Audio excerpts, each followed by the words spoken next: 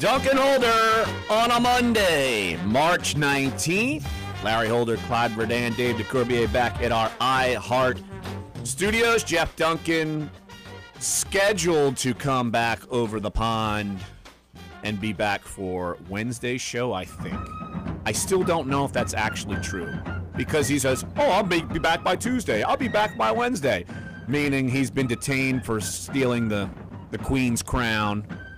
Which never again, coming that back. You cannot do. Literally, you cannot do it. I bet you it's possible. I'm telling you, as a person who's seen the crown jewels in person, you cannot do it. That's why you'd have like someone like Mr. Gru steal it from Despicable Me. They could just have a minion to distract them, and you could steal it. I would expect nothing less from a parent of you bringing up Despicable Me at this show. I mean, they steal things all the time. Why can't Jeff figure out a way to do it? Because that's a fictional cartoon movie. I hear a real human voice on it. Yeah, because Steve Carell is a fantastic voice actor. Right, and he's a real person, so hence it's real. By transitive property, he's real. Don't think that's how that works. Okay, I've got a random rant I'm gonna have later on in the show. It's here we go. So it's gonna be as terrible as the last rant you went on. It's gonna be a very random rant. Great, very random. That it's just it's bugging me, and I don't know why that this is actually a thing. How is this bugging you today?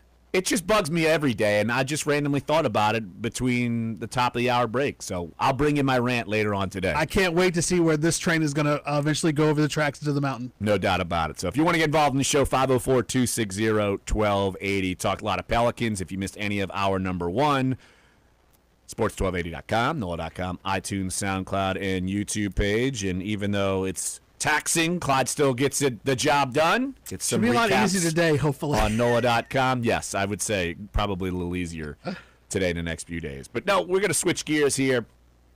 Talk some New Orleans Saints. And you're through the first wave of free agency right now. And if you haven't noticed, the Saints have been heavily active. And how much money have they spent? How much money do they have left?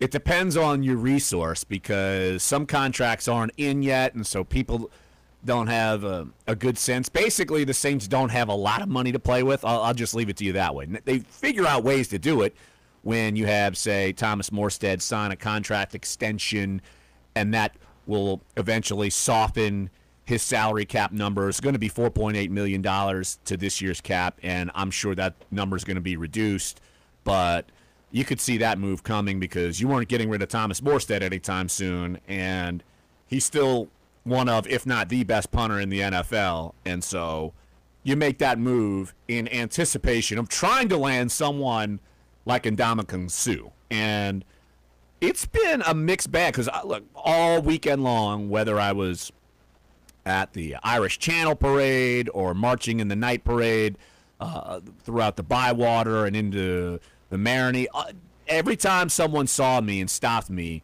all I heard, my back would be turned, and someone would just see me and scream out, "When are we signing Suh? When are we signing Suh?" Everyone wants to know.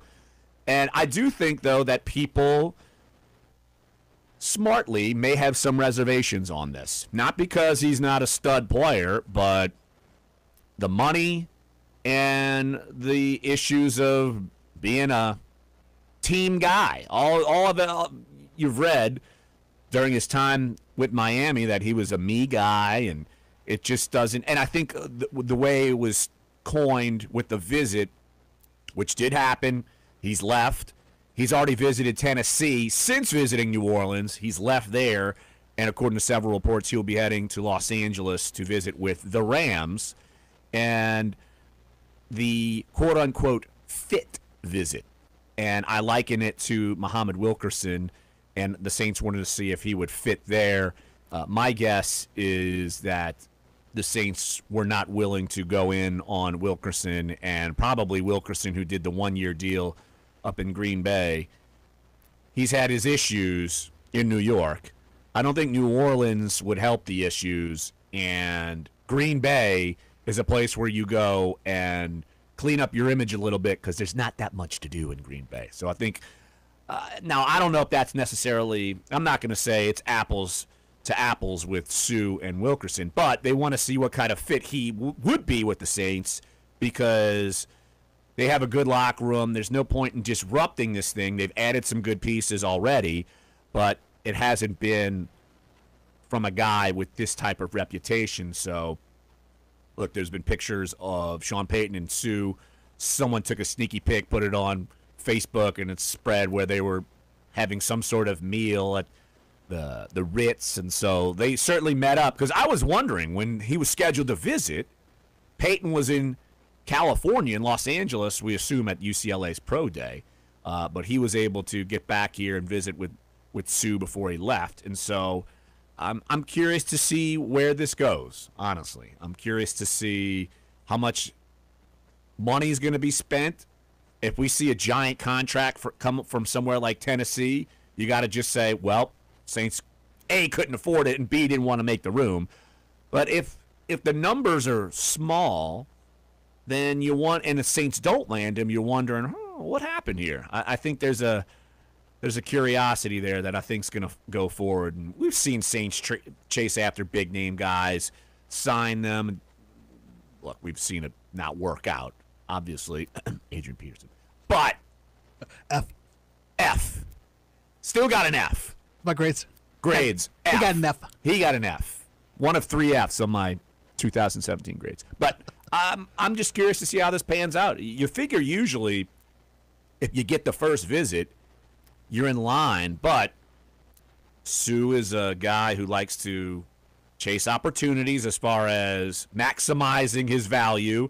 If you go to Los Angeles, you're a huge name on the Rams team that's coming off of playoffs.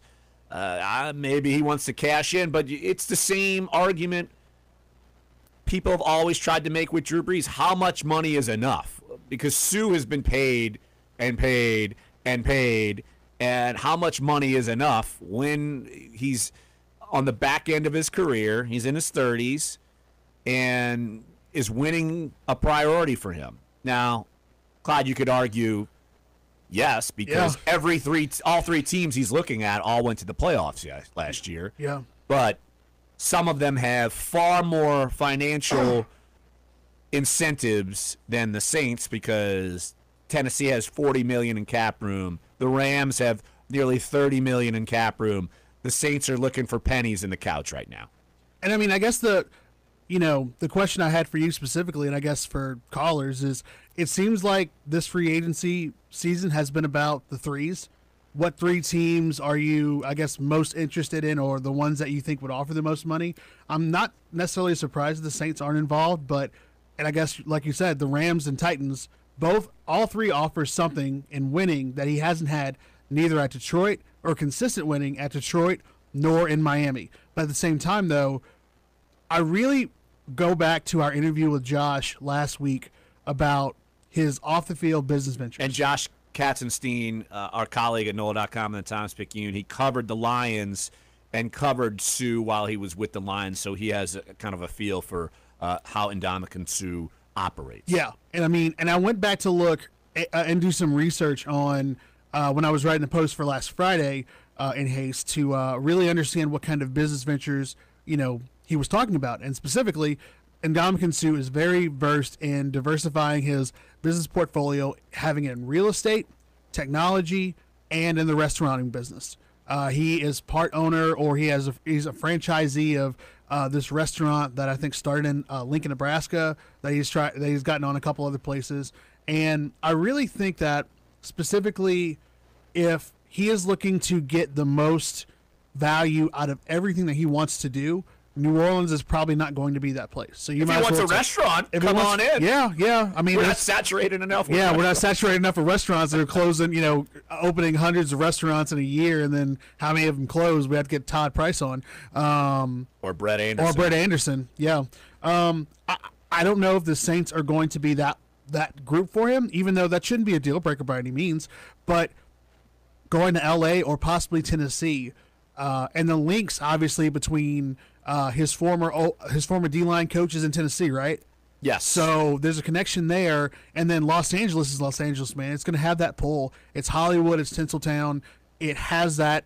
It has 2 of those things that unfortunately New Orleans doesn't have, but that doesn't make it any less of an attractive destination, because if you were to look at where the Saints are currently in the NFC South, I think the Saints have a better opportunity to be a consistent threat to win the division, to get a high enough playoff seed, and to actually do damage in the playoffs. I worry about what the West is going to look like going forward and what the Rams are going to look like in 2018 after what they did this past year with such a quick turnaround. And then with Tennessee just seems like an up and down team that got hot and played the right team in the playoffs in the Chiefs and was able to get past that round. I feel like Drew Brees would bring me enough incentive. If I'm going to pick anyone, I would pick him. Yeah. And you would play – look, if Suh were to go play for Los Angeles and he's playing next to Aaron Donald, my goodness. I saw a tweet a little while ago, and it's so true. Seattle better work on that offensive line because Russell Wilson, you think he's running for his life already? Yeah. Yeah, right. And they won't be able to run the football against them either. But I'm thinking the Saints are leery on the locker room stuff. They have passed on people before and have cut bait and bit tens of millions of dollars in all of this. Junior Galette, Brandon Browner, they've eaten a ton of money to get rid of guys that didn't work out, and they did it knowing the repercussions of cap situations. And do they want to do that here with Suh? And also, does Suh want to come to New Orleans? I think he's right in saying he's got a lot to weigh, and I think he does. And more power to him. If he wants to chase money, you're damn right you chase money. How many times have I said on this show, Clyde, that if you're a football player, chase the money, because at some point this career is going to be over for you. Chase the money. Maximize your value. I have no problem with that. But for someone like Ndamukong Suh, who has chased the money and been handsomely rewarded multiple times in his career with huge contracts, and rightfully so. He's one of the best players defensively in the last decade. When is it enough? Do you really feel like, I've chased enough? Do I want to win? Yeah. And I think for the Saints' case, that has to be the driving force. We're presenting an opportunity for you to win in a football haven where you could become revered in New Orleans as opposed to Detroit. People look at you, Miami, people have already forgotten about you. Yeah. You're forgotten already. The same will happen in L.A. Same will happen in L.A. You come here, you get a chance to play with a bona fide Hall of Famer, a great offense, and a defense that's becoming better by the day with acquisitions. Do you want to be a part of that? And specifically, and I would imagine, or at least you would figure the Saints would do, and maybe soften it up a bit, but say, look, if you want to come to the Saints, if you want to come to a winner, if you're ready to follow specifically a real leader in Drew Brees, if you're ready to follow a guy like Cam Jordan, then this is the best place for you. You want to be a winner, you can be a winner here. And I guess my question after this is that if he goes to Los Angeles and then goes to Tennessee after that, and there's nothing solidified, do you think he chooses between those three, or do you think he goes, or there's another team that maybe comes in out of the wings, like a Cleveland or something crazy like that? I don't think he's going to do that. I don't think do he's going to go. Do you think it's just going to be between these three? I don't think he's going to go to some bottom feeder because, look, Miami, they weren't. Maybe they thought they were in a win now mode or whatever. I just think he knew, okay, Miami opened up the wallet and he went there. And it's Miami. Give me a break. Yeah. It's Miami. So I think he did that. Tear that down. Yeah, and all you got to do is look at the three teams. They all went to the playoffs. So I do think that being on a successful team is part of the priority for him. But I'm curious to see as the World Tour continues, and Ndamukong Suh going to be visiting the Los Angeles Rams, already visited the Saints, and already visited the Tennessee Titans. All right. Then as quickly as one YouTuber brings up, he is from Portland. He is a West Coast guy. How much of wanting to get back to the West Coast is important for him? And maybe he should go to Seattle. I don't know if they're going to do that, though. Yeah, the Legion of Boom is dead. Yes. So yes. Not sure you're going to want to go to the Legion of Whiff. Well, they've gotten rid of so many people now with Richard Sherman and Michael Bennett and all kinds of other players. Maybe they just need someone else to get in there and cause a little Mix havoc. it up a little bit. Exactly. So no, they're in rebuild mode. I don't think they're going to be going for Suh. All right, let's take a break right here on the show. 504-260-1280 is the number to get involved. And want to spell out Tom Benson's will was made public over the weekend, and it's about as cut and dried as you probably would assume, but let's spell it out a little bit and talk about what that means. And as of now, all things point to Gail Benson being the owner. Look, the owners' meetings are in a couple of weeks. Actually, they're a week away. I'll be in Orlando covering that. Yeah, so I'll be out. Next week I will be off the show the entire week. I'll be giving updates from Orlando.